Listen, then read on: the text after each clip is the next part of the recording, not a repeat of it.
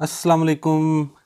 उम्मीद है आप सब दोस्त ठीक ठाक होंगे। दोस्तों आज आपके सामने मैं ये आपको कॉपी नज़र आ गई होगी, इंतकाल डिस्कस करने लगा हूँ और बताने लगा हूँ कि ये इंतकाल को रीड आउट कैसे करते हैं, इसको पढ़ा कैसे जाता है, इसमें क्या क्या इन्फॉर्मेशन होता है। हो सकता है रूटीन से ज़रा थोड़ी सी लंबी वीडियो हो जाएगी तो मुझे बर्दाश्त कीजिएगा। ऊपर से शुरू कर लेते हैं। इस पर लिखा हुआ है रजिस्टर दाखिल खारिज। इसके लिए माज़रत खाऊँ, ज़रा ये कॉपी इसमें थोड़ी सी डिम है, लेकिन काम हमारा चल जाएगा। मैं आपको सारा इसका बता देता हूँ। रजिस्टर दाखिल खारिज माहौल, आगे वो उस मौज़े का नाम लिखा हुआ है, आगे तहसील और ज़िला और फिर आगे बाकी किताब नंबर। अब रजिस्टर दाखिल खारिज ये आपको हल्का सा नज़र आ रहा होगा। जो रजिस्टर इंतकालात होता है लॉ में तो उसका नाम रजिस्टर इंतकालात ही है, लेकिन प्रैक्टिकली इसको रजिस्टर दाखिल खारिज कहते हैं। ये पटवारी के पास रखा होता है जिसमें तमाम इंतकाल दर्ज होते हैं। सबसे पहला कॉलम हम देख लेते हैं। यहाँ पे आ गया इसका नंबर शुमार, इंतकाल का नंबर आ गया। ये 2687, ये इंतकाल का नंबर है। आई गेस ये 26 है, ये 76 है, वट एवर, ये इंतकाल का नंबर होता है। इसमें सारा आ गया। और ये आगे जो है वो खाता नंबर है 69।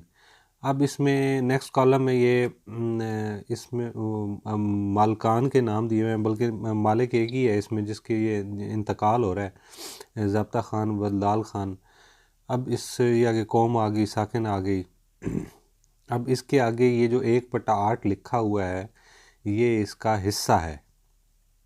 ओवरऑल जो रकबा है उसमें से 1/8 हिस्सा इसका है जिसका इंतकाल हो रहा है। और नीचे ये आप देख रहे होंगे कि जी बदस्तूर जो आ रहा है 60/8 हिस्सा वो बदस्तूर रहेगा, जिन मालकान का है उन्हीं का रहेगा।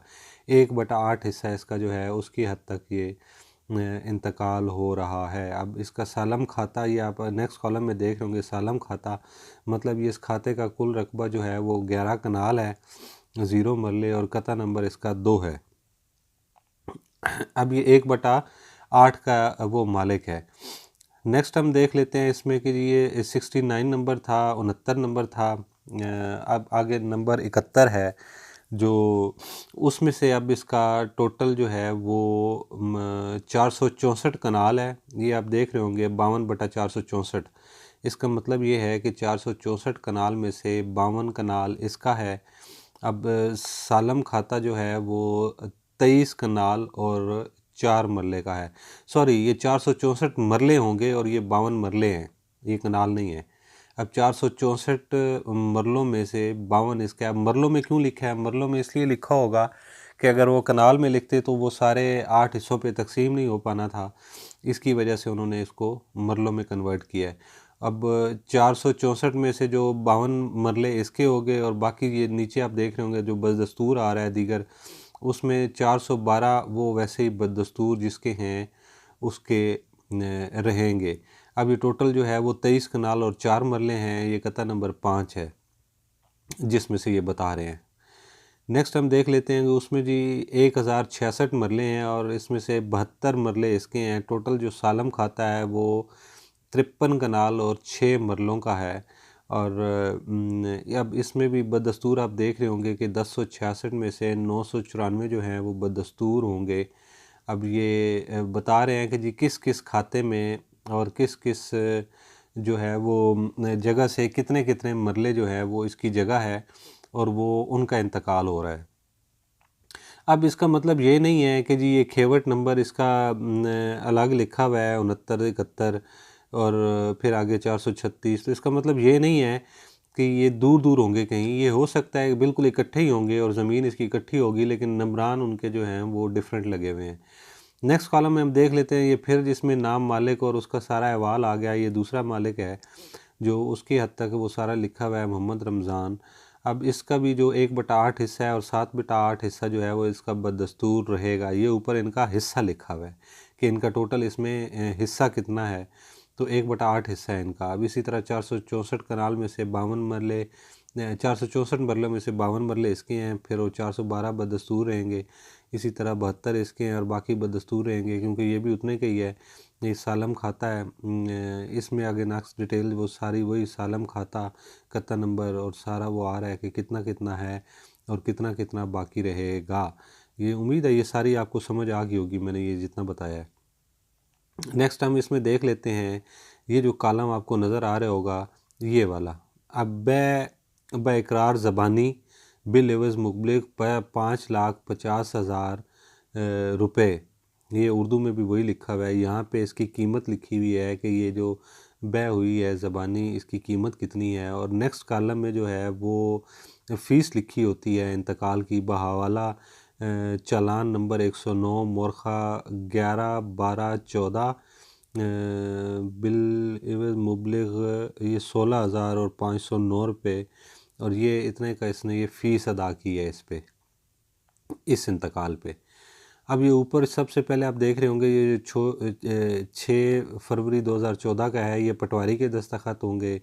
उसके बाद ये इसके गिरदावर के दस्तखत होंगे जिसने इसको टैली करके रिकॉर्ड से कि जी वाकई इन कितनी जगह है। पटवारी तो इंतकाल लिख के ले आता है, पटवारी को तो नहीं पता, फिर गिरदावर चेक करता है कि जी इसकी इस मौजे में इतनी जगह है वाकई, और उसके बाद फिर वो इसको एंडोर्स कर देता है और फिर ये जाते हैं तहसीलदार के पास।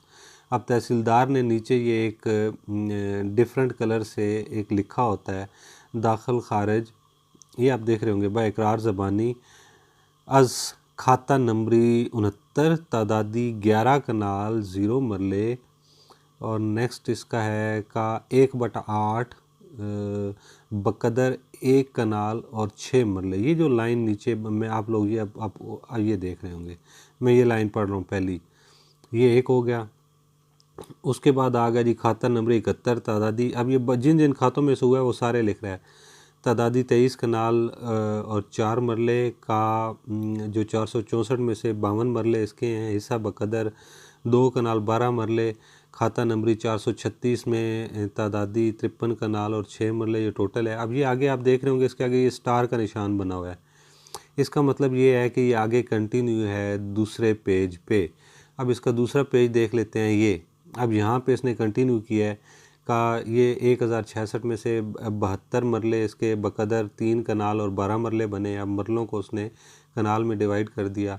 हिस्सा बकदर तादादी हिस्सा रकबा तादादी 7 कनाल 12 मरले और बिल एवज़ मुबलिग 5,50,000 रुपये। मुंजनब ज़ब्ता ख़ान, आगे ये सारा उसका नाम लिखा हुआ है, बहक ज़ब्ता ख़ान बाया बहक मोहम्मद रमज़ान मुश्तरी बसूरत जदीद मंजूर हुआ। ये इस दिन इसकी मंजूरी हुई है 15/2/2013।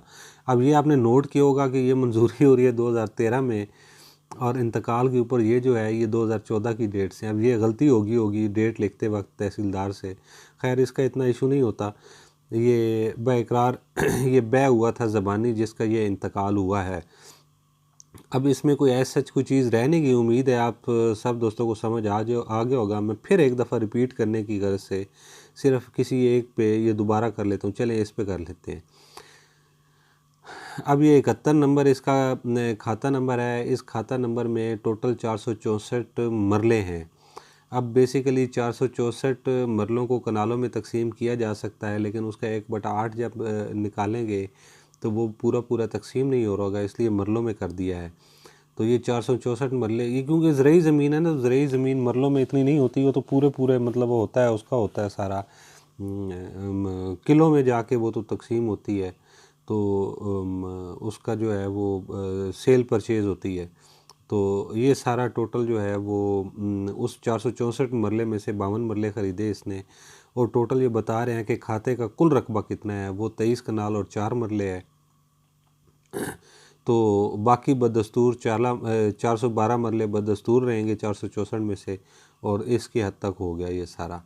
अब ये इंतकाल था दोस्तों, उम्मीद है आपको आज से ये इंतकाल पढ़ना आ गया होगा। ये हर जगह पे सेम ही होगा, कम से कम पंजाब में सेम होगा, मेरे पास किसी दूसरे इलाके का नहीं। अगर किसी दोस्त के पास कोई कॉपी हो तो मुझे मेरे फेसबुक अकाउंट पे वो मैसेज कीजिएगा, मैं उसको पढ़ के भी तो उसको भी समझाने की कोशिश करूँगा। उम्मीद है आप सब दोस्तों को ये इंतकाल पढ़ना आ गया होगा और इसको समझ आ गई होगी कि ये इसमें क्या लिखा हुआ होता है। इस सालम खाता, कुछ दोस्त फिर पूछेंगे सालम खाता का मतलब है कि मुकम्मल खाते का रकबा कितना है। सालम उर्दू में मुकम्मल को कहते हैं, क्योंकि लोग ये पूछ रहे होते हैं सारा कुछ बाद में। तो मेरे साथ रहने का बहुत शुक्रिया दोस्तों। किसी दोस्त का अगर कोई सवाल हो, सुझाव हो, कमेंट हो तो कमेंट सेक्शन में ज़रूर पूछिएगा। इंशाल्लाह मैं उसको प्रॉम्प्टली रिप्लाई करने की कोशिश करूँगा। अल्लाह हाफ़िज़।